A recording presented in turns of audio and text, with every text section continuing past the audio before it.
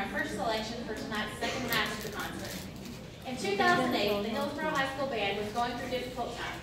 The size of the band had dropped to below 50 members, and the future of the program was finding much uncertainty. Through the efforts of Dana Robertson, who's with us tonight, and Glenn Doyle, we were able to secure a director who gave the program a new vision of hope.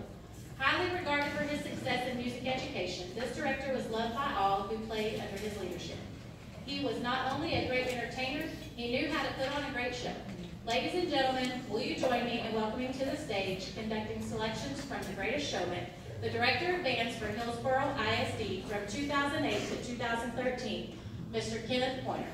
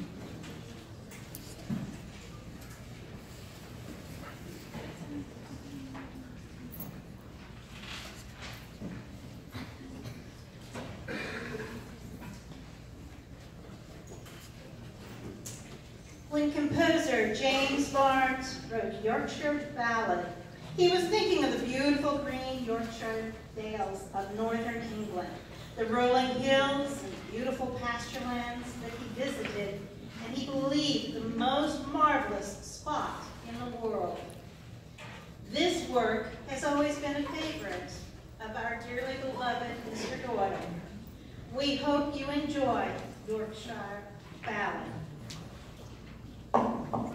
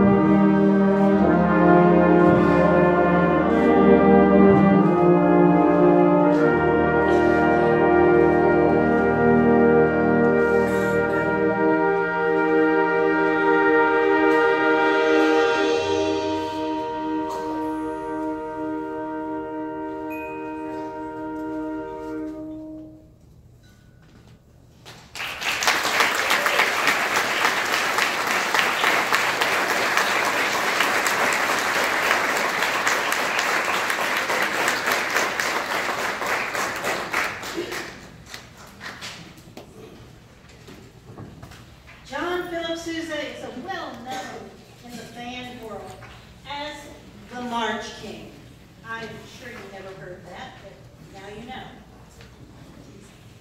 While he is probably best known for the Stars and Stripes Forever and the Washington Post March, this next selection is another popular march by the composer and just so happens to be Mrs. John Philip Sousa's favorite march. Tonight, we are all in for a very special treat. Our final guest conductor was the band director at Hillsboro High School from 1972 to 1977. His bands at Hillsboro went on to receive 4 consecutive UIL Sweepstakes Awards during his time here. He eventually was appointed director of bands at Lamar University. Ladies and gentlemen, please give a warm welcome as he returns to the Hillsboro stage, Dr. Barry Wayne Johnson.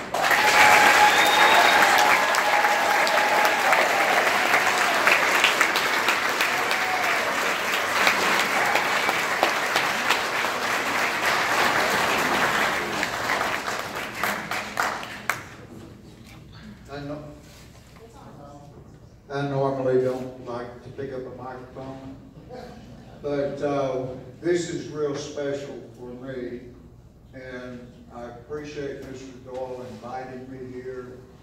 1972, 47 years ago, we moved to Hillsboro, and Mr. Neal, one day I came home, I was in school, and I came home from school one day, and my wife said, "We got a phone call. You got a phone call today." I said, "Who was it?" She said, "Mr. Neal." I said, "Who was it?" No, she didn't know his name. She said, "The principal at Hillsboro High School." I said, "What did he want?" She said, "He wanted to know if you wanted to come to Hillsboro and be the band director." I said, "Where did you get my name?" "What was his name?" She said, "I don't know. Did you get a phone number?" "Yeah." Okay, so we got a map to figure out where Hillsboro was. And we came here and interviewed, and I'll tell you a little quick story real fast, and then we got to play this Susan March. But back in 1972, I had been in school. I taught 3 years in Texarkana and 2 years in Highland Park, and I was back at school at North Texas. And at that time, I grew me a mustache. Well, Mr. Neal called the principal at Highland Park High School and asked about me. And the principal said, "Have you seen him?" And he said, "No." And the principal at Highland Park said, "Well, he looks like a pretty dope bandito." I had a lot more weight, and I had that mustache. And so when we came down here, Betty was surprised that morning. We came down on a Sunday, and that morning when I got up and got dressed, I shaved my mustache. And we came home, and she didn't say too much about it. And finally, as we got closer, she asked me about it. Said, "Why did you say you shaved that mustache?" I said, "Well, you know, back in those days, you still had dress codes." And I said, "If I go show up in Hillsboro, Texas, with a mustache and they have a dress code, that principal's going to tell me to shave that mustache, and I'm going to tell him I don't want the job." And she said, "Why?" I said, "Because if he tells me to shave my mustache, he'll tell me who my drum majors are going to be, and who my twirlers are going to be, and what the band is going to do." So, sure enough, when we got here, and I found this out later, Mr. Neal was upstairs in the old building in the library up there, and watched us get out of the car. And so we came in, they were desperate, and they hired me. And I talked to Mr. Neal later and asked him about that, and he said, I told him about that. I said, "If I'd had a mustache, would you have hired me?" He said, "I'd have told you to shave it." I said, "And I would have told you to see you later. I'm not going to be your band director." But anyway, my time at Hillsboro set the stage for some great times in my career.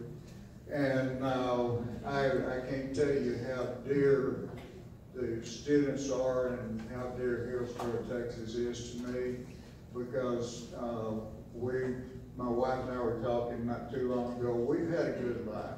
I spent 45 years in education, and I'm glad I'm not there anymore, but I still tell the principal where my grandkids go to school that if he'd let me come up there and be the discipline person and let me do it the way I know how to do it, he wouldn't have any discipline problem. I'd have the best job in the school. Real quick before we play, I want the ex-students that were in my band stand real quick, please. See how many of you here and who I have.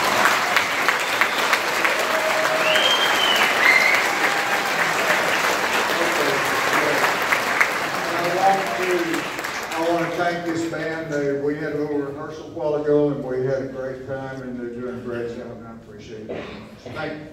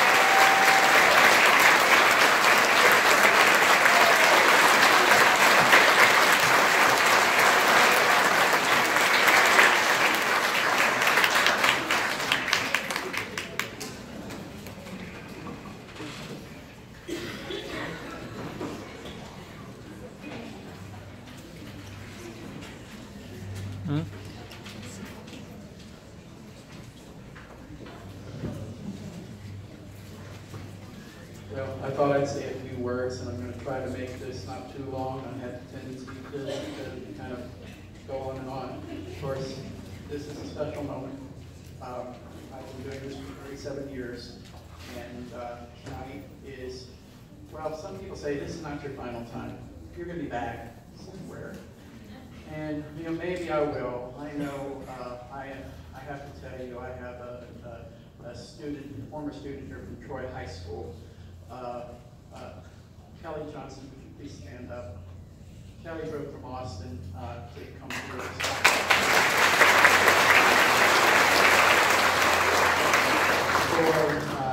Actually called me last week and asked me if they could have my services as a consultant next year. So I'm looking forward to that. I know that there's discussions here as well, and I'm hoping that works out too. I've told these kids that this is not really a goodbye. I mean, it's a closing chapter of my life. Anyway, but I thank you all so much for being here. Mr. Hart, Mr. Pointer, and Dr. Johnson. I mean, when I got a hold of him a week or so ago, he was like, well, I don't want to take away from this evening. I said, you're not taking away from this evening. I said, this is a reunion, and you are a reunion. So it's just so cool that we're all here together, and maybe we can do this sometime again. But anyway, I would like to, before we finish up here, I want to acknowledge a few people quickly. First of all, if you are on stage a current Hillsboro Junior High School student, would you please stand? You're welcome.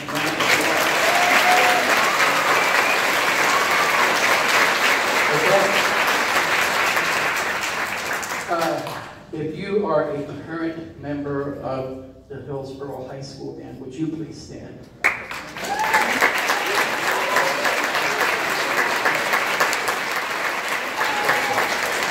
Thank you. If you are an alumni of the Hillsboro High School band, would you please stand, or percussion wave?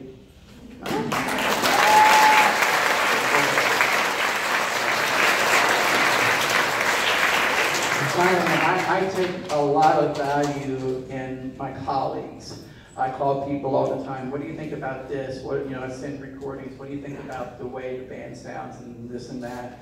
And so these people on the stage, they're not getting paid for this. They're here because they want to celebrate with all of us. And I would like to ask all of our music educators to please stand, please.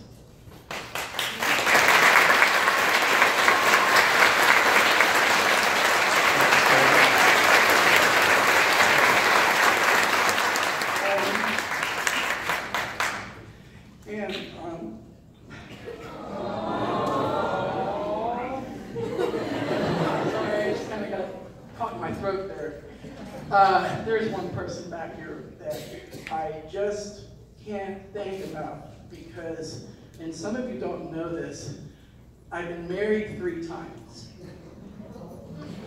The first and the third wife are the same wife. And I can't believe I made the mistake the first time, but she has stood by me. She did not want me to retire. I will tell you that. And we kind of went back and forth, and then I told her, you come spend one day with me at school. And the conversation ended. So, but then the next day she was talking about a cruise. So anyway, Denise, would you please stand? I love you.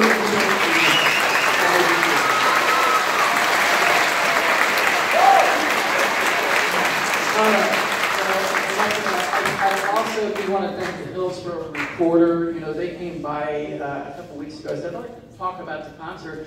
Well, it was supposed to be like a 5-10 minute chat, and it turned out to be an almost hour-long conversation, and then I somehow wound up on the front page of the paper, and that was great, but, it's about this, and it's about all of us. But I want to thank them. And Sherry Hemrick is here tonight also, and she's taking a lot of pictures. If you would like a copy of all the pictures that she's taking, you'll need to contact me. I do have forms back in the band hall. I'll try to bring them out into the lobby area. You'll need to give me your name, address, and a check or cash or whatever. It's going to be $10 for that. And that I'm paying her myself for her wonderful services. And for those of you who don't know her work, it's amazing. She captures the moment, and she's capturing a lot of moments tonight. So, I think that's everything I need to say. At the end of this concert, Dr. Johnson and I will be coming out through a side door, so to kind of give him a little bit of space. He'll be out here, I'll be out in the lobby as well, and Sherry will be out there, and everybody anyway. So thank you all for coming tonight, and thank you all for allowing me the honor to be here for the past 22 years. And there's so many of you out there that I would want to just, come out and hug you right now. But I can't do that. So Memorial Day is coming up on Monday, and I did this piece up, believe it or not, in upstate New York about 25 years ago with a wonderful wind ensemble up there. And you'll love it. It's based on My Country 'Tis of Thee, America. Please enjoy Sweet Land of Liberty.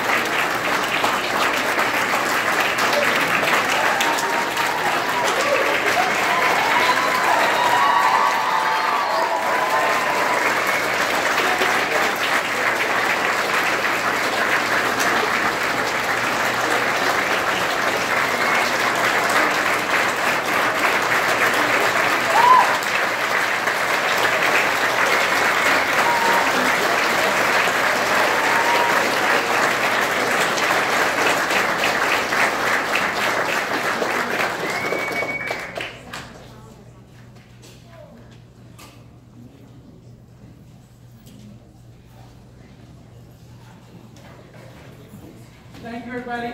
Good night.